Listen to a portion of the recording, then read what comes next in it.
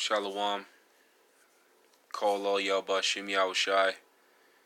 Double honor to the elder apostles of Great Millstone. Salutations to you brothers on the highways and byways, pushing the truth and truth of sincerity.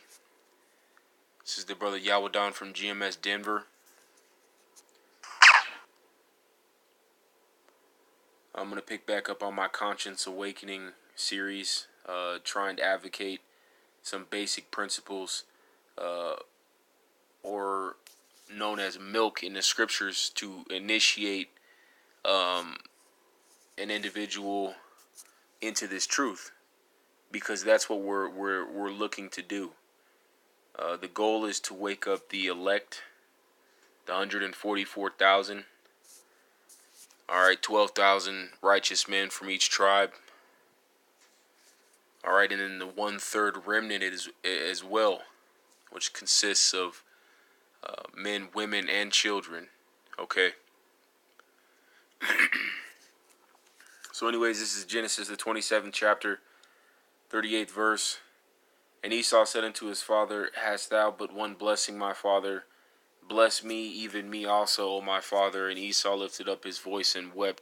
Right, because the so-called white man, Esau Edom, was distraught that basically he lost his blessing to Jacob. Okay? Jacob being the 12 tribes of Israel. Alright? We had already supplanted Esau out of his birthright, and then now we're supplanting him out of his blessing too. Okay? And Isaac his father answered and said unto him, Behold, thy dwelling shall be the fatness of the earth, and of the dew of the heaven from above. And by the sword shalt thou live, and shalt serve thy brother. And it shall come to pass, when thou shalt have the dominion, that thou shalt break his yoke from off thy neck, which Esau Edom did not do. Alright, they persisted slavery on so-called Negroes. They pushed forth with European inquisitions, alright, imperialism, if you may.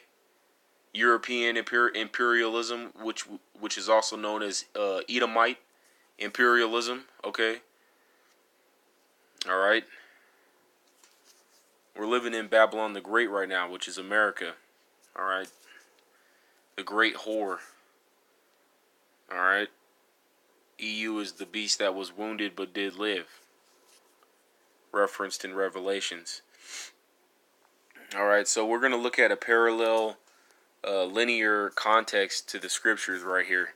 I believe in the first video I referenced Cain and Abel, and then we were learning, or looking I should say, at the story of Esau and Jacob, and then we're looking at that and how that aligns with the nationalism that we see today via the so-called white man being the nation of Edom, and so-called Negro, Latino, and Native Americans being the chosen tribes of Israel. Okay, the 12 tribes of Israel, which is actually a bloodline, so we're also going to have confusions of faces too. Once Israel was dispersed to the four corners of the earth to serve in chattel slavery and to serve under those that were beneath us, basically, as a result, we started mixing with other nations. Okay? Men from our nation would lay with other nations' women. Alright? Also known as heathens' women. Okay? As referred to in the scriptures. And as a result, the bloodlines began to become mixed. Okay? Making it harder to determine an actual Israelite by biblical, ethnical perception, per se. Okay? And if that makes sense, what I mean by that is we're taking the basis of Negro, Latino, and Native Americans as the chosen tribes of Israel based on the prophecies in the scriptures that the Lord references in Deuteronomy the 28th chapter, along with some of the prophecies in the scriptures on what the Israelites would go through, what we would look like in the end times, what we would look like today, the things we were doing before, and that only lines up with those three ethnic backgrounds. Okay, but here it is. We also have the confusion of face element, which is huge too, because, like I mentioned, due to the spreading of the 12 tribes amongst the world, we started having Israelites laying with other nations' women, and as a result, having Israelites starting to look like other nations entirely. If that line was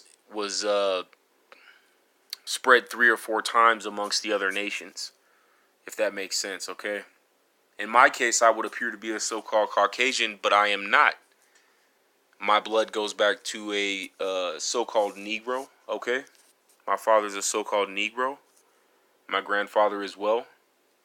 All right, but by 3 generations from my grandfather until now, my skin color is completely, almost entirely gone in terms of melanin. Okay, but that doesn't change the fact that by blood and by spirit, I am an Israelite. And that same principle works amongst the other nations too when we're fishing for the 144,000 and the 1/3 remnant that are to return to the law, statutes, and commandments of Yahweh Bashim Yahushai. Okay? And that's what we're looking at today. So we're looking at the linear precept upon precept, precept on precept, precept on precept, here a little, there a little, here a little, there a little, line upon line. Okay? So with that being said, let's go ahead and skip over to Romans 9 real quick. And this is all the way in the New Testament. But that's what I mean by linearness. That may not be a word, but I'm going to use it anyways.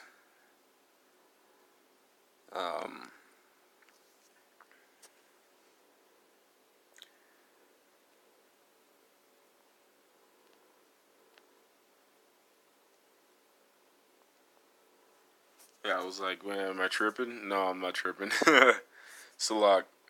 Romans 9:1, I say the truth in Hamashiach, I lie not, my conscience also bearing me witness in the Holy Ghost that I have great heaviness and continual sorrow in my heart, for I could wish that myself were accursed from Hamashiach for my brethren, my kinsmen, according to the flesh, who are Israelites. Okay, important right here on verse 4, it says, who are Israelites, to whom pertaineth the adoption and the glory and the covenants and the giving of the law and the service of Yahweh and the promises. Okay, so that's in detail who the Lord is dealing with. All right, so we're going to transition.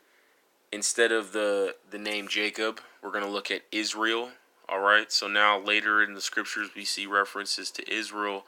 We know that the patriarch there that stemmed from was Jacob. Jacob became Israel, thus becoming the 12 tribes, 13 excluding Dan, okay, that we see referenced in the scriptures here. So continuing on, not to make this too confusing, there's meat in here, and I'm going to try and reference it, but just in terms of the lesson that I'm trying to convey, or the information I'm trying to convey, I'm going to just get to the bottom verses here.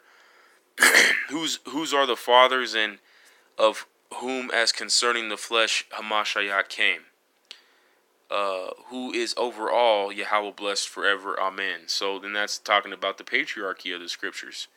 That's proof right there. Romans the 9th chapter, the 5th verse. Whose are the fathers? That's who the Lord's dealing with in his order. Okay, it goes Yahweh, Yahushai, all right, man, and then if you want to get even more technical, there's a hierarchy amongst the nation of Israel. All right, we have elders, we have prophets, priests, kings. You know what I mean? Judges, all kinds of different designations in the spirit. All right. But anyways, the point there was the fact that we are, by proof here in the 5th verse saying, whose are the fathers? That's what the scriptures are dealing with, is fathers and patriarchy, okay?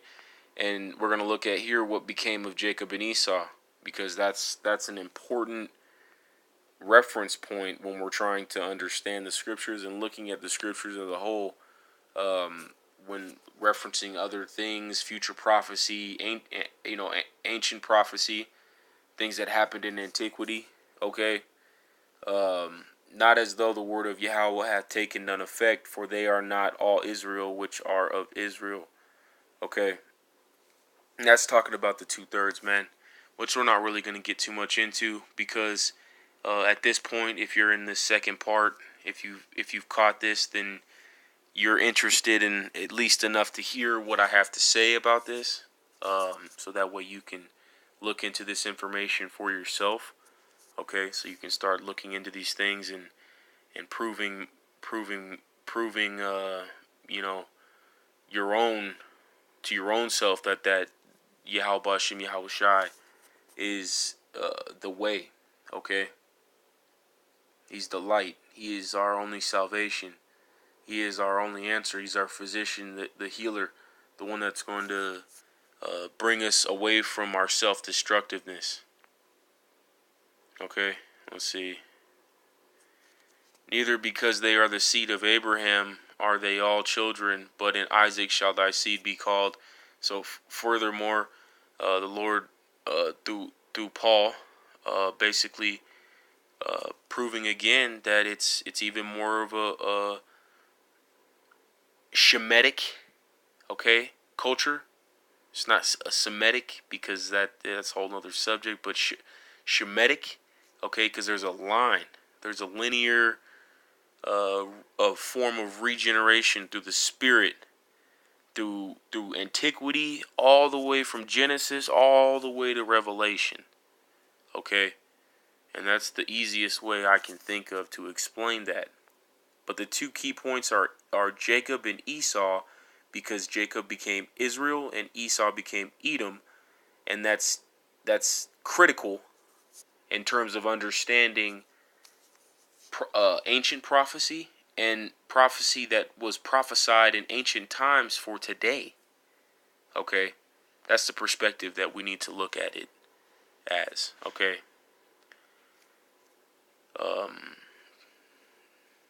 That is, they which are the children of the flesh, these are not the children of God, but the children of promise are counted for the seed. Furthermore, talking about the 2/3, also the heathens, because they can't attain unto Yahweh Bashem Yahweh Shai. He isn't dealing with the other nations in any priesthood or any type of spiritual way whatsoever. Okay, only with the nation of Israel, and that was proved in the latter verse that we had just read. For this is the word of promise: at this time will I come, and Sarah shall have a son. And not only this, but when Rebekah also had conceived by one, even our father Isaac. So it's going into the lineage here, man. The linear lineage. Okay? You know?